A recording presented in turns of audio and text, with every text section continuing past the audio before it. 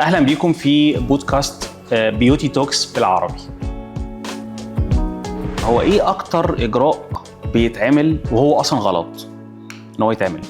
الهيدروفيشيال ملوش لازمه؟ لا مش ملوش لازمه، بس هو كل واحده داخله طالعه على يد تقول لي يلا هيدروفيشيال. مش اي حد يعمل هيدروفيشيال ومش في اي وقت.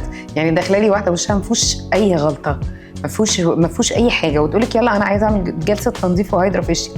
طب ليه يا حبيبتي؟ يعني لما بيبقى الاسكان اصلا ما فيهوش اي اريتيشن، ما فيهوش اي بلاك هيدز، ما فيهوش اي حاجه، وانس انها عملت هيدروفيشيال وهي نوت ان نيد، دخلت في مشكلتين. يا اما هيجت البشره وطلعت اكني، يا اما عملت وايت بورز بتاخد سايد افكت.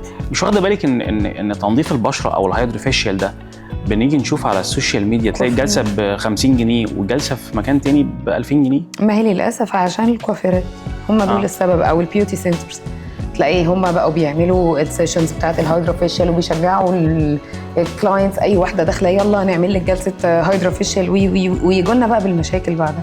بس في فروقات، يعني في فروقات من الجلسه اللي هي الغاليه والرخيصه. اكيد في ستيبس وفي فرق ماشينز.